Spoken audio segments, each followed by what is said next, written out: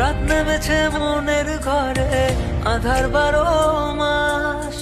তোমার ঘরে শোনা ফলে আমার সর্বনাশ রে বন্ধু, আমার সর্বনাশ। রাত নেমেছে মনের ঘরে, আধার 12 মাস। তোমার ঘরে শোনা ফলে আমার সর্বনাশ রে বন্ধু, আমার সর্বনাশ।